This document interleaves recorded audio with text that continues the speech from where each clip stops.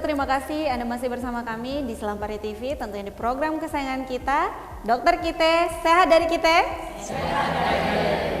Oke, dan langsung saja nih ya, kita tadi sudah membahas mengenai sudah ke ngidam ya, tadi padahal nutrisi nih ya, udah ke ngidam, udah ke ASI gitu ya dok ya, tapi ini kita kasih kesempatan lagi untuk audiens yang ada di studio Selampari TV untuk bertanya. Kita beri kesempatan 2 pertanyaan ya. Silakan untuk ibu-ibu yang ingin bertanya.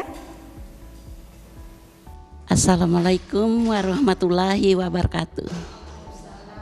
Nama saya Ibu Umina di Posyandu 03, kedudukan saya kader lansia. Yang saya tanyakan, dokter, masalah susu hamil. Susu hamil itu apakah boleh dikonsumsi sama orang yang tidak hamil? Katanya bikin gemuk itu, bikin gendut. Apa iya dokter? Saya kira cukup sekian. Terima kasih. Assalamualaikum warahmatullahi wabarakatuh. Kira-kira bisa bikin gemuk nggak? Jadi ini sebetulnya yang mengkonsumsinya orang yang ingin gemuk ya Bu? Jadi ada yang dianjurkan minum susu hamil aja gitu ya? Oh begitu dok ya. Coba boleh dijelaskan dok. Iya. Terima kasih. Pertanyaannya bagus. Jadi susu hamil itu sebenarnya susu yang memang dibuat oleh kita manusia dalam upaya menyerupai ASI. Karena tetap susu terbaik bagi bayi itu adalah ASI.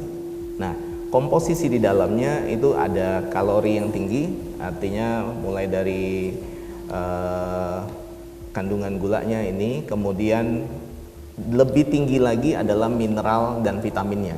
Kalau dibandingkan susu full cream biasa, sebenarnya jumlah kalori susu full cream itu lebih tinggi dibandingkan yang susu hamil. Nah, sekarang balik lagi, bagaimana dia mengkonsumsinya. Kalau dia mengkonsumsinya, dia tidak hamil, kemudian dia mengkonsumsi susu hamil, apakah dilarang? Tidak, silakan.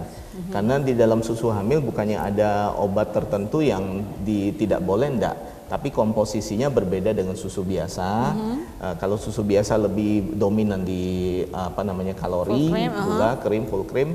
Tapi kalau susu hamil itu lebih banyak ke makronutrien dan mikronutriennya dalam upaya menyerupai ASI. Nah, kalau misalnya dia mengkonsumsinya sekali sehari, sebenarnya nggak juga bikin gemuk Bu.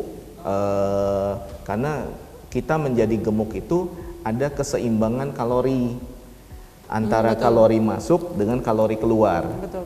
Tanpa minum susu hamil pun, kalau misalnya antara kalori keluar dengan kalori masuknya lebih tinggi kalori masuk, tentu pasti akan gemuk seiring berjalannya waktu. Karena tabungannya banyak. Betul. Nah, seperti itu. Gak gerak-gerak ya, iya, gak keluar keringat. Nah, jadi orang yang tadi ingin gemuk, kemudian minum susu hamil, berharap dia bisa, orang yang langsing atau kurus, ingin gemuk, minum susu hamil, berharap supaya bisa gemuk.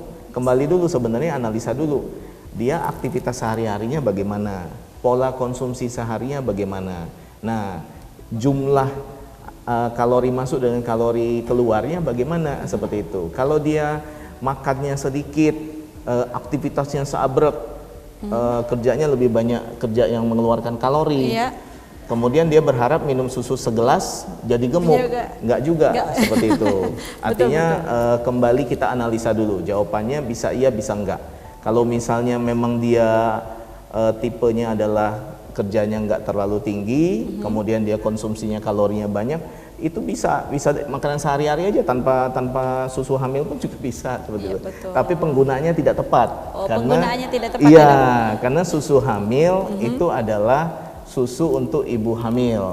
Nah, susu bayi yang berusaha menyerupai ASI tadi itu adalah susu untuk bayi, seperti itu. Jadi ada fungsinya masing-masing, seperti itu. Jadi itu sebetulnya tidak masalah, tapi penggunaannya sebetulnya tidak tepat ya dok ya. Iya.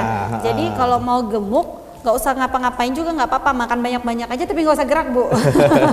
Gemuk juga nanti ya. Iya gitu gemuk ya, juga, tapi nanti lebih bagus konsultasi dengan ahli gizi karena ada nutrisi yang perlu diperhatikan juga. Betul sekali, itu dia tadi. Dan langsung saja kita kasih lagi kesempatan untuk audiens yang ingin bertanya, 1 pertanyaan lagi, silakan. Oke, silakan Ibu. Assalamualaikum warahmatullahi wabarakatuh.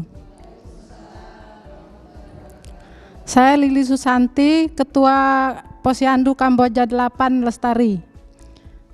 Mau tanya dok, kita kan misalnya kalau lagi hamil itu badan suka kayak pegel-pegel, linu-linu. Apakah itu merupakan salah satu kekurangan nutrisi untuk ibu hamil gitu?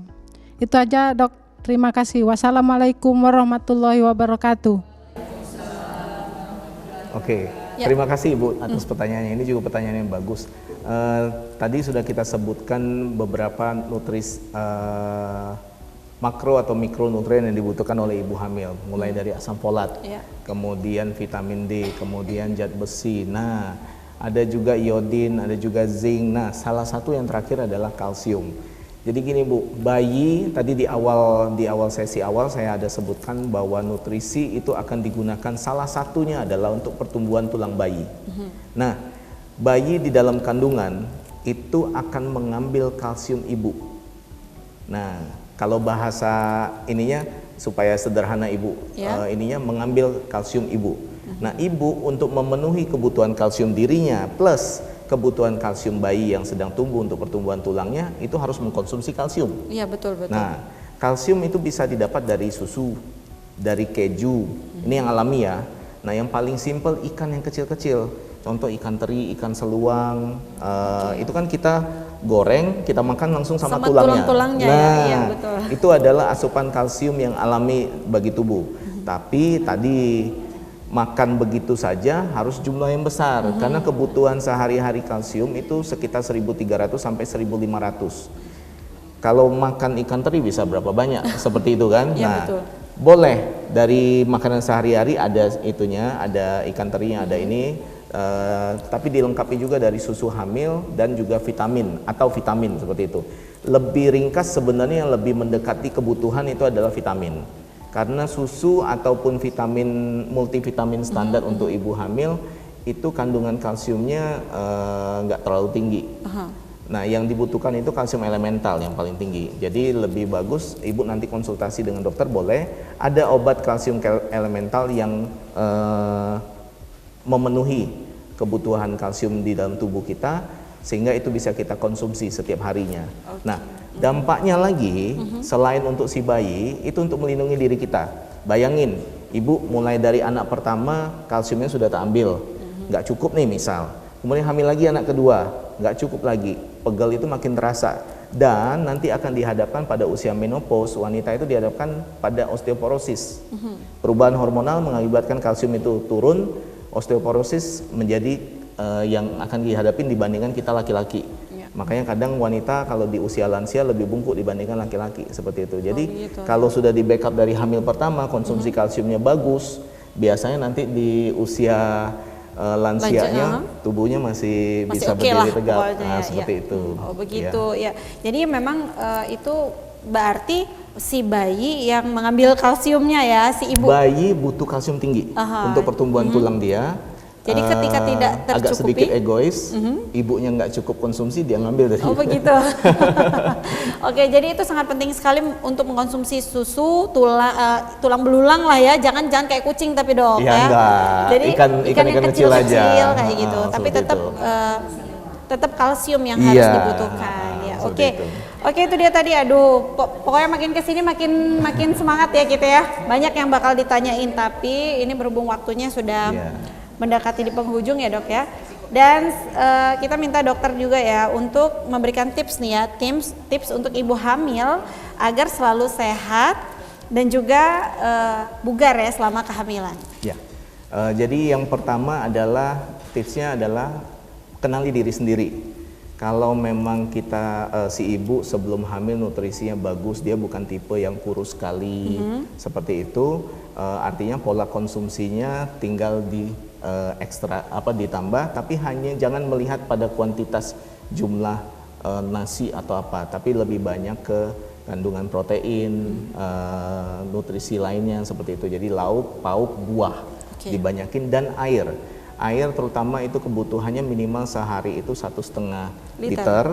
Bisa dalam bentuk air putih, bisa divariasikan, boleh air dogan atau air yang lain, itu aman untuk dikonsumsi selama hamil.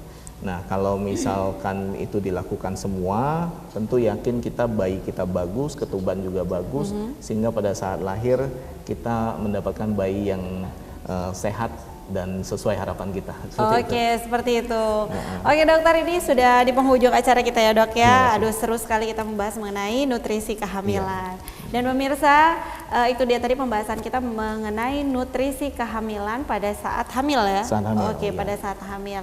Dan terima kasih untuk pemirsa yang tetap stay tune di Silampari TV. Terima kasih juga untuk para audiens yang ada di Silampari TV, dan juga tentunya terima kasih untuk bintang tamu pada hari ini, Dr. Arifin. Dan waktunya saya pamit undur diri pemirsa. Cintai dan sayangilah tubuh Anda, belajar untuk pola hidup sehat agar dapat melaksanakan aktivitas seperti biasa dengan lancar dan selalu sehat. Dan saya Anggun Mawansyah pamit undur diri. Terima kasih. Tetap saksikan terus Dokter Kita setiap hari Kamis dan Minggu pukul 8 malam bersama saya Anggun dan semua narasumber dari Ikatan Dokter Indonesia Lubuk Linggau. Dokter Kita, sehat dari kita, sehat gale-gale. sampai jumpa.